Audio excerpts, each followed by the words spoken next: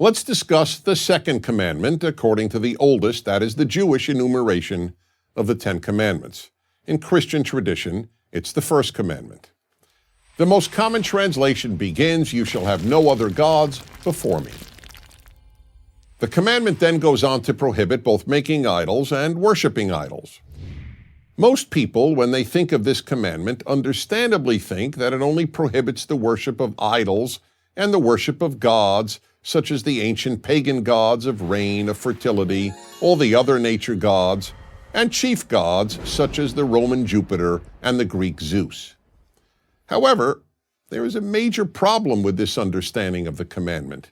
Since no one today worships these gods, let alone worships idols made of stone, most people think that this commandment is irrelevant to modern life. The irony, however, is that this commandment is not only relevant to modern life, it is in many ways the mother of all the other commandments. Why is it so relevant today? Because today we have as many false gods as the ancients did. And why is it the mother of all the other commandments? Because if we identify false gods and avoid worshiping them, we will eliminate one of the greatest barriers to a good world, false gods. So let's begin by defining a false god.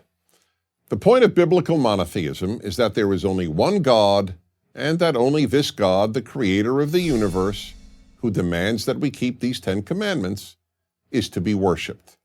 Why? First, because one God means one human race. Only if we all have the same creator or father, as it were, are we all brothers and sisters. Second, having the same parent also means that no person or group is intrinsically more valuable than any other. And third, one God means one moral standard for all people. If God declares murder wrong, it is wrong for everyone, and you can't go to another God for another moral standard. When anything else is worshipped, bad things result. Not only things that can obviously lead to evil, such as the worship of power, or race, or money, or flag, but also things that are almost always seen as quite beautiful, such as art, or education, or even love. Yes, any of these often wonderful things, when worshipped, can lead to terrible results. Take art. Many of the cruelest humans in history loved beautiful music and art. But as a music lover, I learned early in life the sad fact that great music can be used to inspire people to follow evil just as much as it can be used to inspire people to do good. The great Hollywood director Stanley Kubrick vividly made this point in his classic 1971 film, A Clockwork Orange. In it, men rape and murder while classical music plays in the background. Take education. We all recognize how important education can be, from preparing people to be able to find work to understanding the world.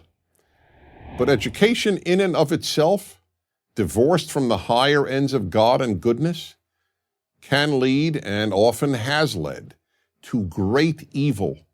Many of the best educated people in Germany supported Hitler and the Nazis, and almost all of the Western world supporters of the genocidal regimes of Stalin in the Soviet Union and Mao in China were highly educated. There is nothing about a PhD that guarantees a person will be wiser, kinder, or more ethical than someone with only a high school education.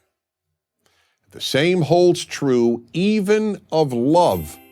Love, of course, is so often beautiful, but it too can lead to evil. In the 20th century, people who put love of country above love of God and goodness often committed terrible evil. And here's a test for you. Imagine that the pet you love and a stranger, a person you don't know and therefore could not possibly love, are drowning. Do you first try to save your pet or the stranger? Well, if love is an end in itself, you save your pet. But if you hold human life as a higher value than love, you won't follow love. This commandment made the ethical revolution of the Bible and of the 10 Commandments, what is known as ethical monotheism, possible. Worship the God of the Ten Commandments, and you will make a good world. Worship a false god, no matter how noble sounding, and you will end up with a world of cruelty. I'm Dennis Prager. Join Prager University, subscribe to our YouTube channel, and sign up for free at prageru.com.